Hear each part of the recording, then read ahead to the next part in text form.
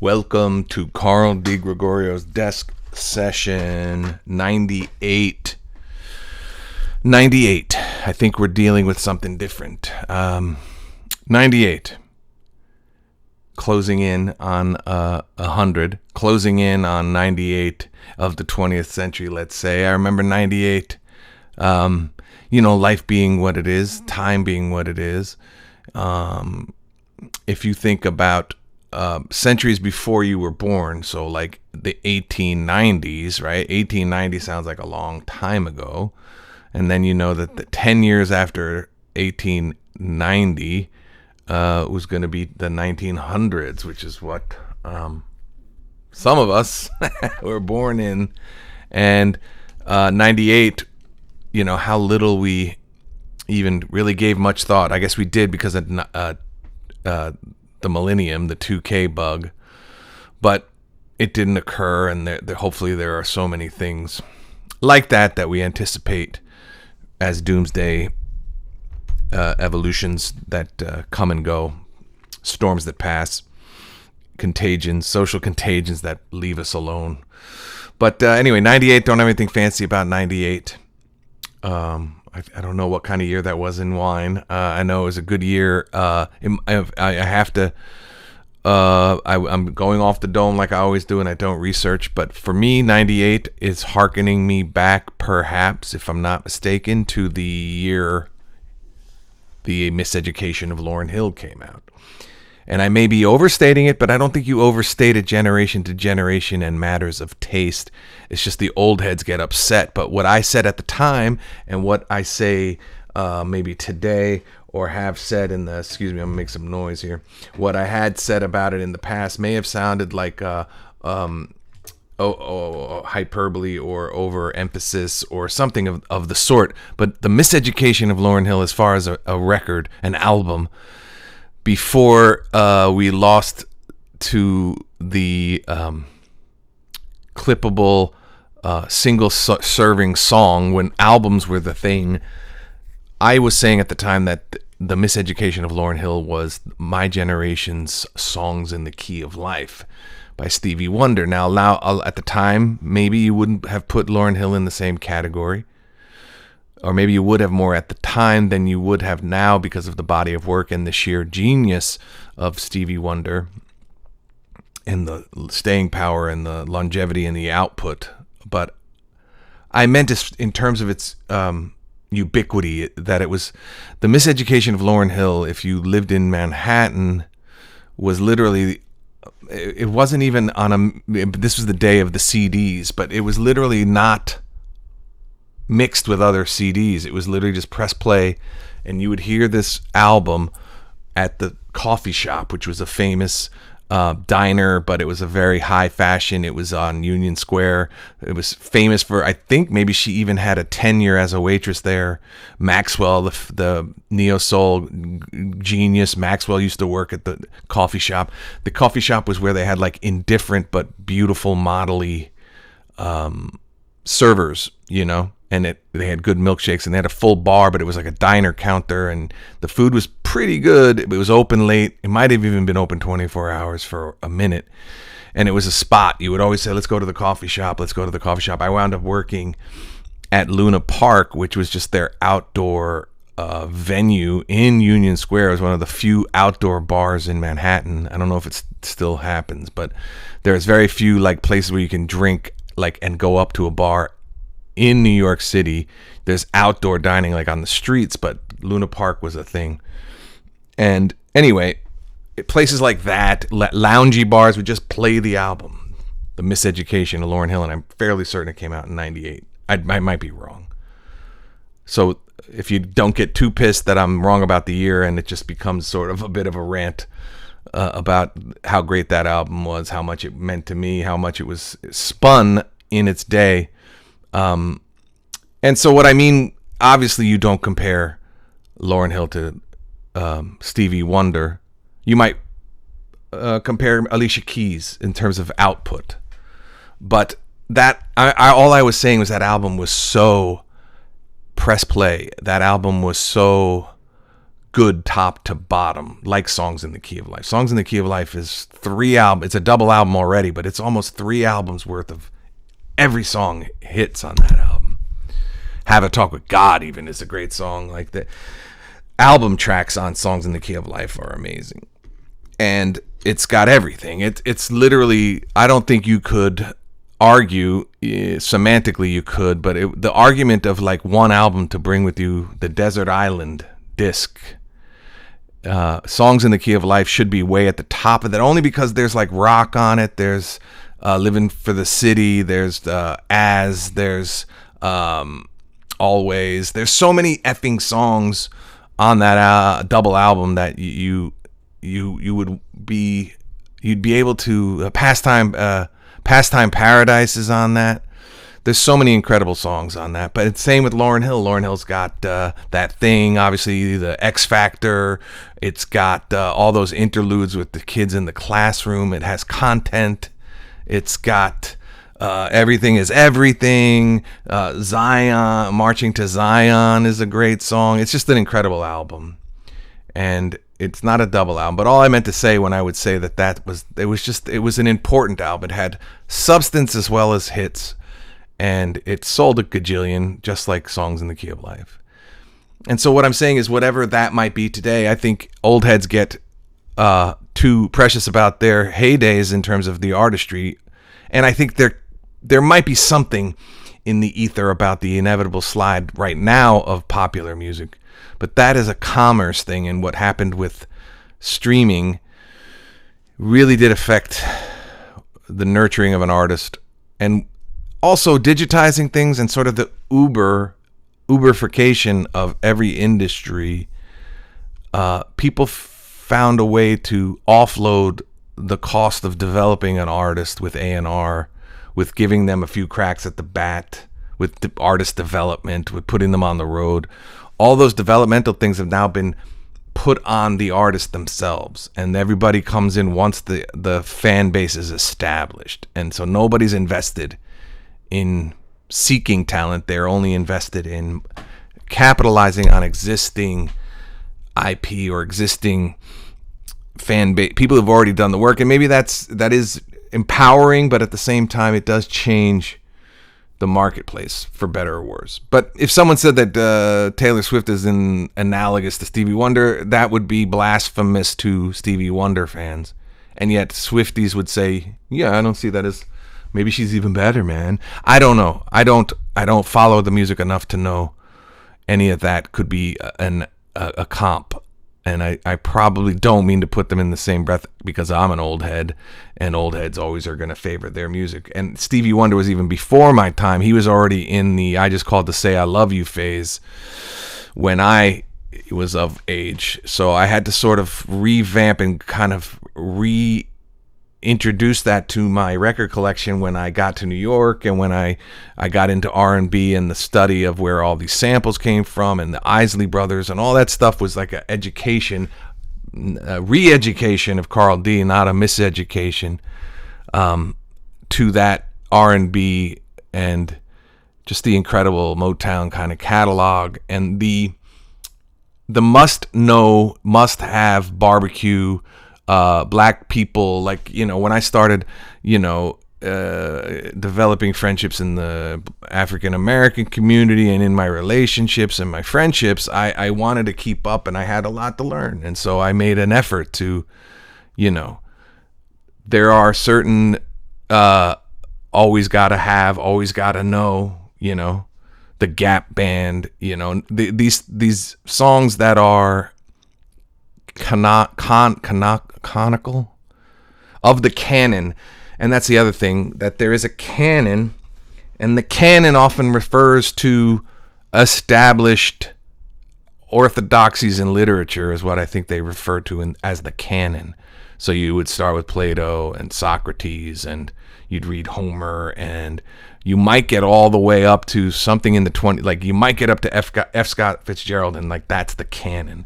And I've been always kind of griping that we got to update that stuff somehow and let other things join the canon, Shakespeare. But, there's something still to be learned, I guess, from the classics, and That is sort of, I may amend that opinion. But there is a canon that is particular, that are beyond, it's beyond comprehension in certain communities that you wouldn't know these songs. A lot of the Stevie Wonder catalog, for sure, and Earth, Wind, and Fire, and mostly this stuff was crossover so successful that it's for all people, and that's ultimately what I'm getting at, is bringing all this stuff into the ether, into the zeitgeist. That's a word I bust my buddy's balls for overusing, but the zeitgeist is a very expanded palette, and I mean palette not in taste, but in the palette of paints. I think it's gone wider, thankfully, and not thankfully, depending on where you sit in that. And so, 98, the great Lauryn Hill. What a and I as an artist who still struggles to get a foothold and to put out what he attempted to do, never got maybe certainly not the acclaim of a Lauryn Hill. I think it is it's very hard to discuss without talking out of your ass. And my only lament about her career is not out of any kind of personal gossipy thing. It's just, it would have been dope to get more than a few albums from her based on that debut.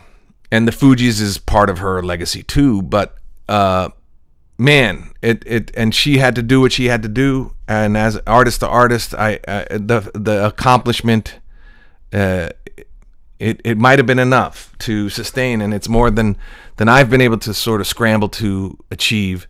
And I don't mean to compare. I just I would never call her the one-hit wonder. I know she's been lambasted for a lot of quirky behaviors that I just think that album is amazing. I think it's just a darn shame. But also, you just don't know what lives in the hearts of people and the lifestyles and what's important to them. And I think she probably found other things important. And my entertainment, me as an individual and us as a collective, our entertainment wasn't her priority. And almost there's an admiration just for being able for her to get perspective over her life, to say it's not worth my losing my soul, my peace, my time to entertain, to be on in the background at the coffee shop or Luna Park or any hipster bar in the 90s through the early 2000s, anywhere in the world. Let what I've done be enough, and let my family be the thing I focus on. And like I said, I don't know, art doesn't really change the world. It does influence people who then may change the world.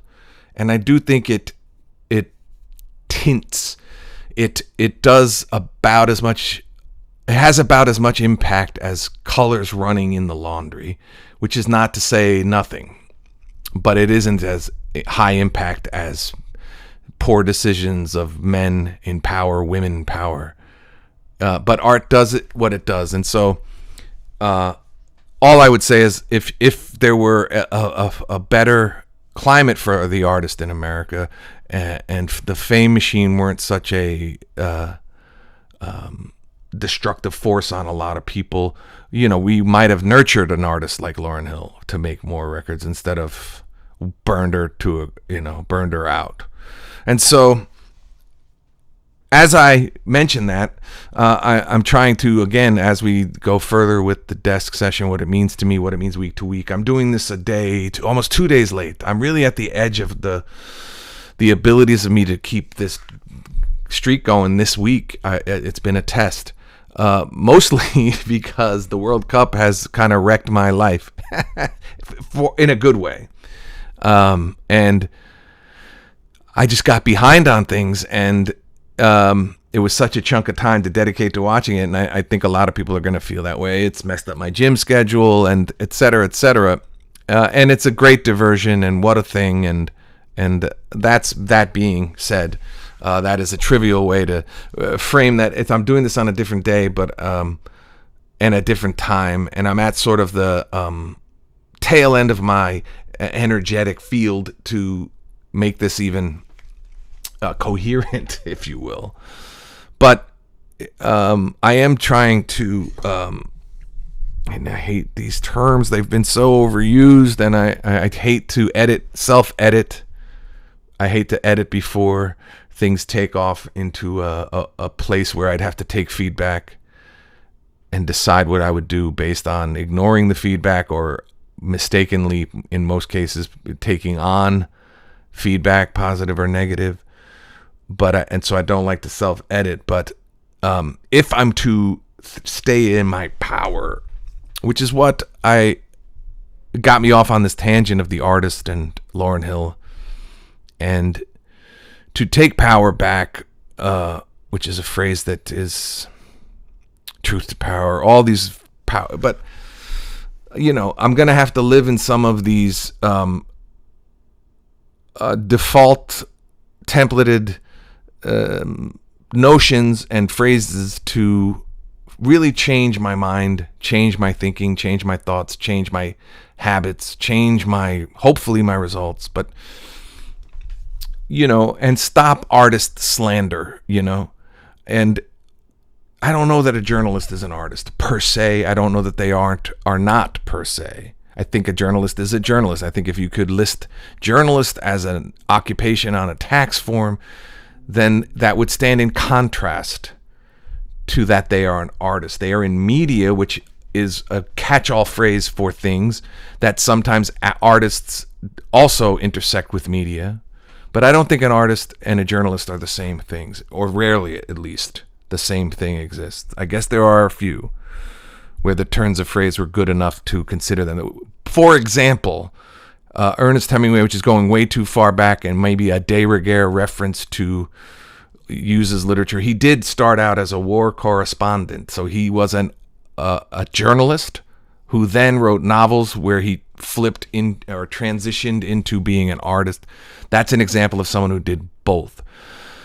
All I mean to say, if someone is writing an article about top one-hit wonders of the world and they list all these people and they either malign or fame, honor, it's either a list of honor or a list of shame for not having more than one hit. I can't side with that journalist as anything but sort of that's a shitty thing to assign. It's a shitty list to compile. And what benefit does it serve other than to quantify art and then shame the artist who did more than most people by even attempting to write one song? And certainly a one-hit wonder, it isn't that they wrote one song. They may have written thousands, 100 songs and one hit. And of those remaining 100 that they wrote on the way to that one hit, maybe there was a chance for another one to be a hit, or maybe they only had one good one, or maybe something fell apart, or a lot of things can happen.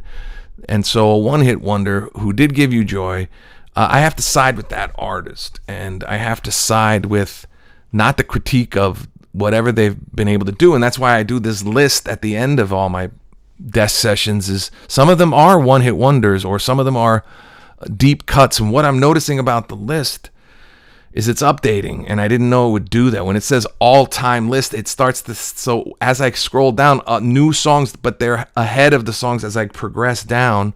I guess I should have taken a snapshot of the list, because now I'm losing songs I've already mentioned are moving down the list, and other songs that I've listened to more are higher up, and I can't go back if I'm trying to make a progression of 100 songs.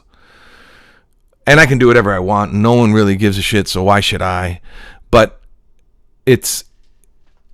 I'm going to have to find a way to mention new entries into the one hit, into my 100 all-time list. I'm going to try to go through down to the bottom first before I start reminding myself to check what else has jumped up to the top, if you know what I'm saying. But so getting back to, like, imagine being an artist who left home to be in a band, got on the road, did their thing, honed their craft, learned their instrument, wrote songs, got a net record deal, got a minor hit, something below top 40, I guess would be, less than top 40 would be not a hit. top 40 being a hit, and then all the way up to the number one. That's a rare air just to begin with, and for that person to be, like that's an incredible feat. And hopefully they find a way to stay in the art after. And I don't know, maybe they were after hits, maybe they were after career. If a one-hit wonder can still tour and do smaller theaters, then to me that's the kind of success I would imagine. Someone like Suzanne Vega still tours, still does theaters. She might have a hit. Her one-hit wonder, Dumb, might be the Luca song was her hit. That's not her best song. It's the one that hit. Marlena on the Wall, I've done that on my list. Those whole 2, 3, 4 albums she's done, and she's still playing. So I wouldn't call her a one-hit wonder. I'd call her a career artist. And so those resources you have to find as an artist. For me as an actor, it's a little tougher because you have to gig. But doing this reading at USC 2 weeks ago, I name checked the school. I was saying a Southern California school, but like it is a non-event, and yet it was me plying my trade, my craft, still in it to a tiny, tiny fraction of it. It's what I do. And living in your power, which is that gross term that I'm trying to, or control the controllables, whatever you would have. I am, and I want to, it's also goods and services is another thing, and exchange of funds, and putting your money where your mouth is, and investing and doubling down and investing in yourself. And something as seemingly trivial as a headshot session, which is a necessary thing every 3, 4, maybe 5 years you can eke out, not needing new headshots. But they're a constant business expense in the business of acting. And maybe even today in the business of anything, because of the presence of a profile picture, and multiple profiles. There's an IMDb profile, and a lot of people try to put a Getty image or a red carpet image or a still from the photo, something that says I'm not just an actor with an IMDb page, I'm a working actor, and here's me in repose on the set of, and the working year actors, and then there's all these hacks and all this information that even a non-famous actor can get an Getty image and blah, blah, blah. But the headshot is an industry standard introduction to casting to get you auditions, and they're important. And the way I've looked at them over the years is needed to be revised. I always thought of them as a necessary evil. And I guess when you're younger and prettier, your face does the talking and the selling, And then as you get older and less pretty, you have to then sort of figure out your place in the industry and what things you could play and what type you are and how you want to look. And so to stay in my power, and I want to thank, my girlfriend was very helpful in the wings, I would say. I really took this one on, and I did all these things that I used to roll my eyes at.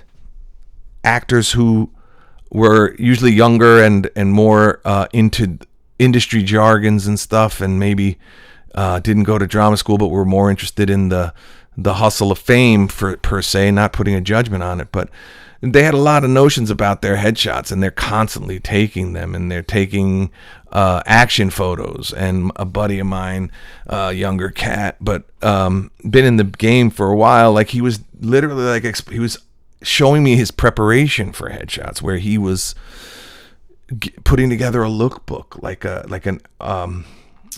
an artistic director in advertising, throwing swatches up and coming up with slogans and using images from films to sort of inspire what he was going for, so that final product would have some of that infused. And I was like, Jesus, I do suit, tie, and a cop, and I just sit there and I try to get some sleep the week before if I can, and I basically leave it up to the photographer to try to spin some magic. And I didn't do that this time, and I did a lookbook, and I researched, and I styled myself, like based out of places I looked at for catalog work, catalog clothes.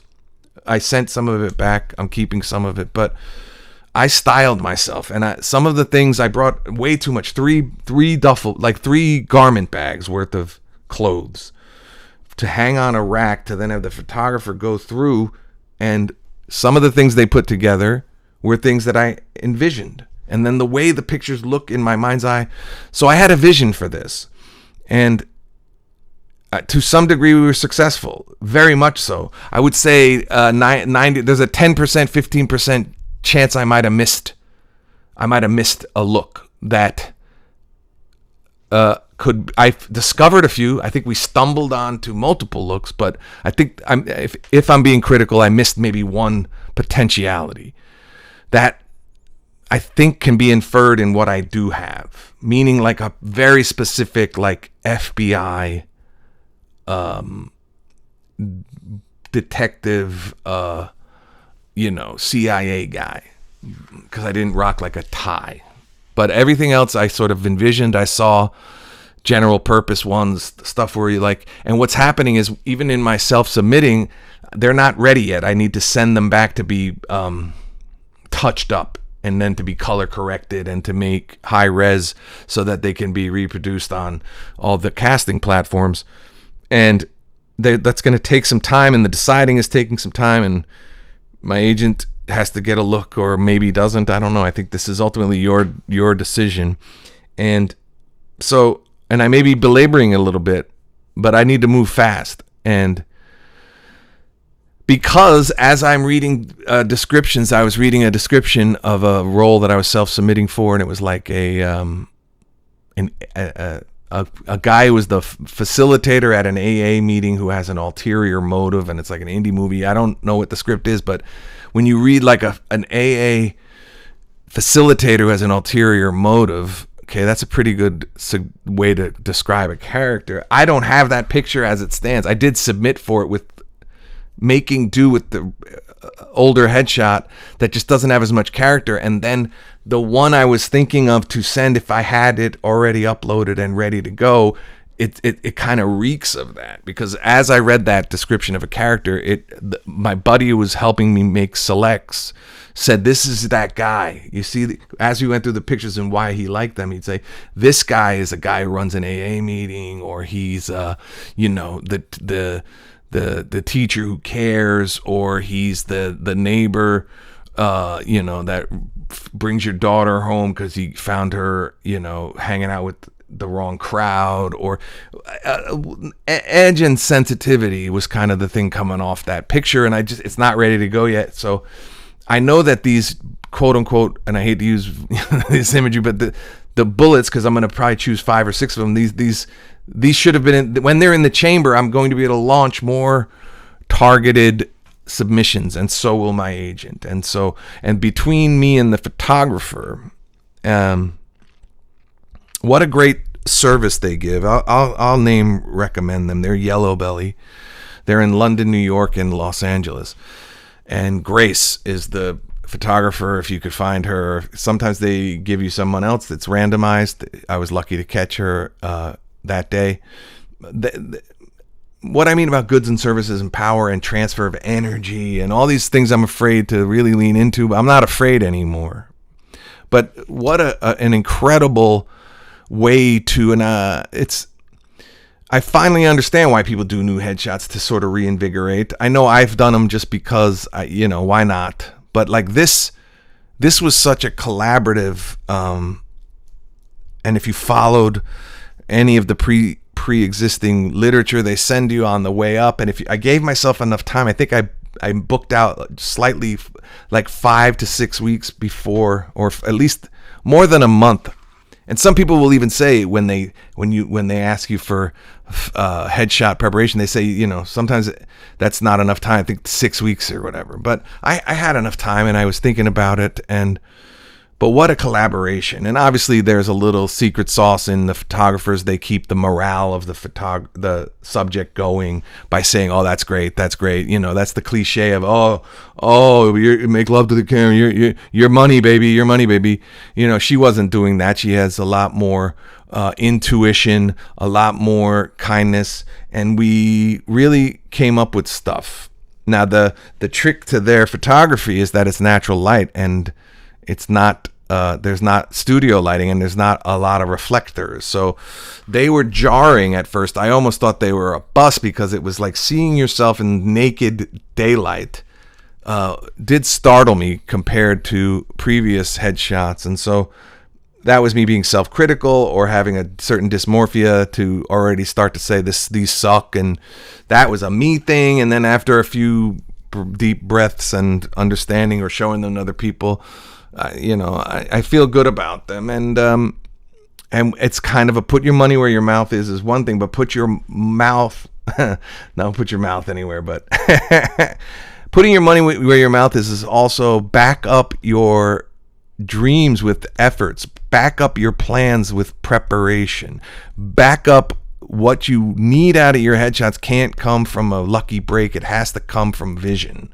and from a collaboration and openness and a research. And that's for everything. What you get out of it is what you put in, meaning, and I don't want to be too critical. I don't have that like district attorney, law and order, defense attorney thing, but I have plenty of characters in this. And one of them is very specific, but like my buddy was saying, this is a guy who just wrote a book, and he could be a little smarmy because maybe he wrote a book about self-help, and his characters, blurs the line with his clients. Like there's a whole thing that you can get with good pictures, and hopefully this will bear fruit, and I will explain later down the line how they're going. And they're about 2 weeks away from being ready to go, and I can't wait. But it is pricey, and it is bills are mounting up without income, and I'm not panicked for some reason. I feel like this is the investment to make. This is the time to make it, and that's the part I'm talking about with the investing in your power or standing in your power. And changing your agent, changing your circumstance, changing this. It's all, it's like it's like breakup hair. That's probably a bad example of it.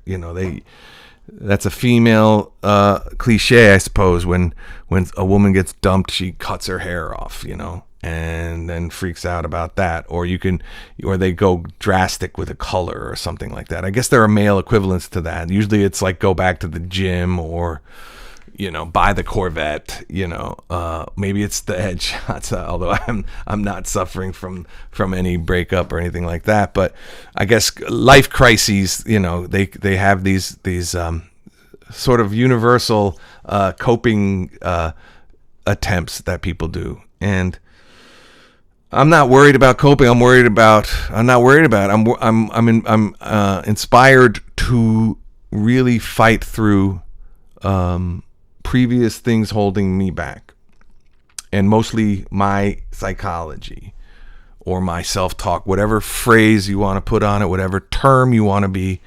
My mindset, that's a big overused word, but it really is. I'm trying to reframe as much as I am trying to rebrand, and then also collaborating and feeling inspired by other professionals. Now, this person who takes the photographer is also an actor. That's sort of the shtick at Yellow Belly, but what a cool thing. And that money changes hands it doesn't mean they don't like you. It doesn't mean it wasn't an honest appraisal of a feeling that transpired. It's what has to occur for services to be rendered. But the difference between feeling like meh and feeling like, and when the photographer says this was a slam dunk, you pay your health insurance. When a doctor comes in and says, I think we got it, that's not great. When the doctor says, what a successful surgery, you never balk at what it's going to cost. And not to equate the severity of it, but the difference when someone's snowing you, and it is their job to keep, I don't even know why I have to speak on it. Maybe it's because of my own low expectations over the years, or maybe fear of disappointment. But like the idea that I would be cynical enough to say, well, they're being nice to you because you're paying them. Yeah, sure. But also there are degrees, there are levels of professionalism, and sometimes it's just there's an entry fee, and then what's behind that entry fee for entrance is, wow, people are nice over here. Why wouldn't you be nice if you were a well-paid professional, an actor with an incredible support job? You're an artist off camera, and you're behind the camera and in front of the camera, and this Yellow Belly is expanding to other cities. They're moving studios, expanding studios in LA. I like being around, enterprises and successful. I like to be enterprising myself. I like to sort of siphon off some inspiration from going with the best, Even my bartending career, my restaurant work, I was told a long time ago, my dad used to ride the bus into the city, and he was a newspaper man, but he was a sports writer. So you go into the city like at 3 p.m. And because he had those odd hours, he would ride the bus with a gentleman who lived down the block from us, who was a professional waiter in New York City, but lived in our town in New Jersey, and he commuted every day. And they would ride the bus together and talk, and they got to know each other.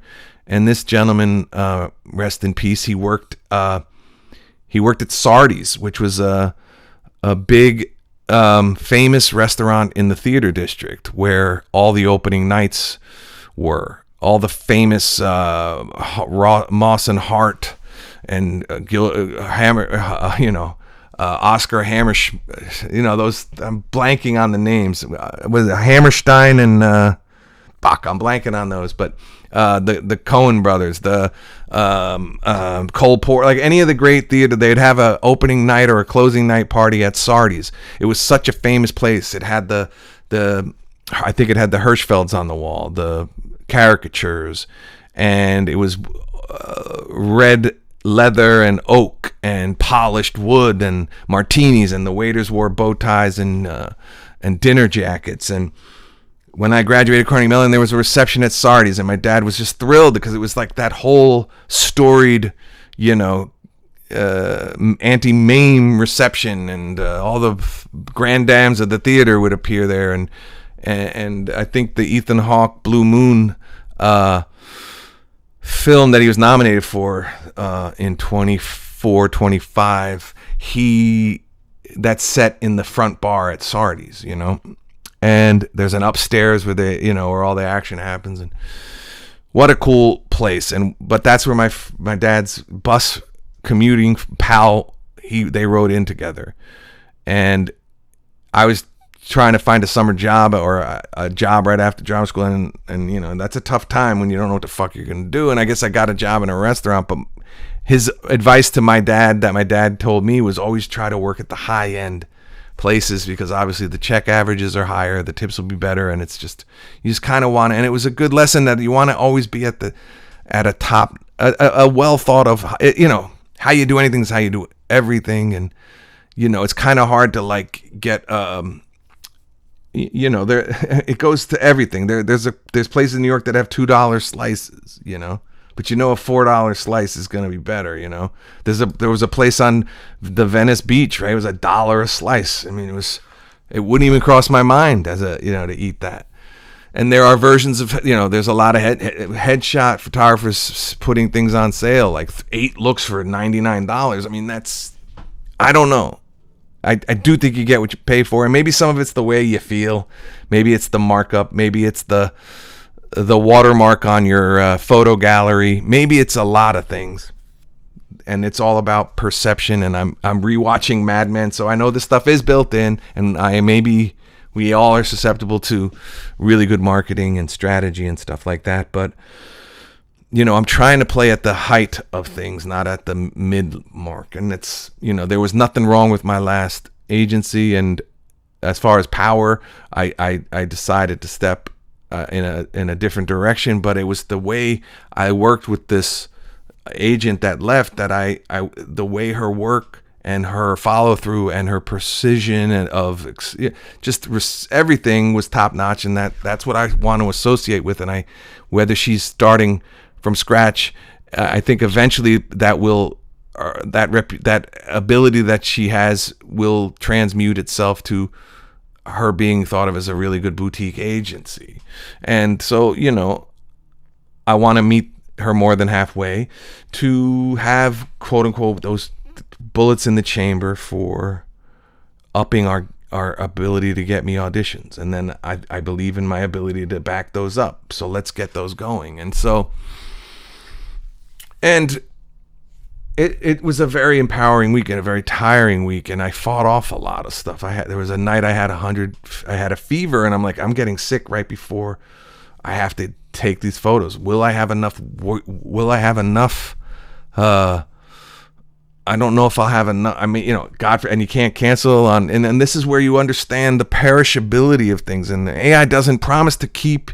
There are certain things you got to show up for, and the internet and it being digital is not going to be able to fix everything. And so you have to be healthy. You have to live in the real world, because sometimes in the real world you got to drag clothes up the stairs, sit in a chair and take pictures, and there's nothing you can do in digital for that. I guess you can eventually. They can scan your face and then appropriately age you, but eventually you got to see people in the real world, and you got to shoot with natural light and see different things and face different comfort zones. Because like I said, I have flipped my experience with headshots to Jesus, unnecessary evil, to, almost excited for the rollout, because it's like a rollout of a rebrand, And if the rebrand is up here, meaning, like Patti LaBelle said, I got a new attitude, you know what I'm saying? And, to really mean that, you have to really,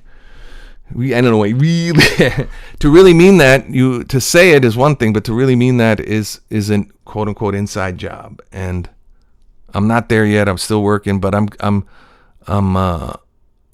trying to be on a crest of a wave, just in time for an industry to go bye-bye or whatever, all that negative stuff, I got to put it aside, and I got to root for me, and and I have to see it through. And so I think that's probably enough. I'm giving it the go, and all of it coinciding inadvertently. I guess I booked these before World Cup, but like, it's been a great month of seeing some inspirational stuff. Seeing the way the world came together, watching Tom Cruise, he got the best copy where he did say the world came together and they came to America. So it's a beautiful thing. And then, so I'm a psycho putting my headshot photography and my auditioning and my career. I'll tell you one quick joke. I was on the phone with a friend, and I was talking to their significant other, and I could hear the friend in the background, and his significant other, she said, about every 19 minutes, so-and-so is going to say something foul or off color. Like, that's just his setting. He just can't help himself. And I said back to her, well, I know my girlfriend would probably say that every 19 minutes I find a way to make a reference to myself, which is, I hate to say, probably accurate.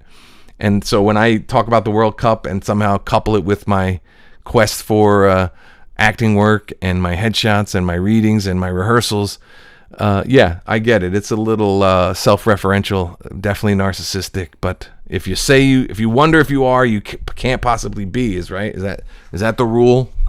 Says a guy who's got 98 hours of me talking in his house alone. But hey. We're just trying to put out some kind of energy, some kind of forward thrust, making sure I put something together every week and keep myself as honest as I can as far as the things I have to do, things I have to cross off my list, and why not chronicle it? And so that's been the idea behind the Death Session 98 this week. So thanks. And the song... I'm blanking on it because I just looked it up before. Last week we did the Replacements' Alex Chilton.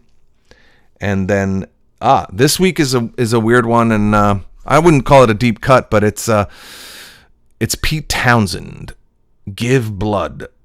It's a very 80s sort of power rock, like hard rock, power, mid-tempo, up-tempo kind of, I don't know, it's a jam. Give blood and keep blood between brothers. I don't even know what the what the real meaning is. I've looked. I think it's about. For me, it's very like it's a good workout song. It's got the bass player from Big Country, Tony Butler, I think is his name. It's got a great bass line. He's the bass player for My Love Opened the Door. There's good bass on these Pete Townsend solo records. And Give Blood was a hit, I think, in the 80s. Might have been a 90s hit. I don't know. But when Pete Townsend was like not in the Who, he had some really good solo albums. And this is Give Blood. And I think it's, the way I get it is it's about give blood and keep blood between brothers. I think it's about having a stake, caring. Like, and that going back to how I framed my whole headshot is that every character I play has the idea in his head that it's excuse me for giving a shit. And so give blood means put blood in the game. Think about your brother. They'll say it's not enough, but they want you to, I don't know. It's got a lot of meanings, this song. So check out Pete Townsend's Give Blood. That's next on my all-time list. And don't forget, I'll put I don't know if it's Alex Chilton, though, that I put, because that was last week's, right? Anyway, I will have a song in the description from the all-time list, and then next week it'll be Give Blood by Pete Townsend. So thanks. This was Death Session 98. Peace.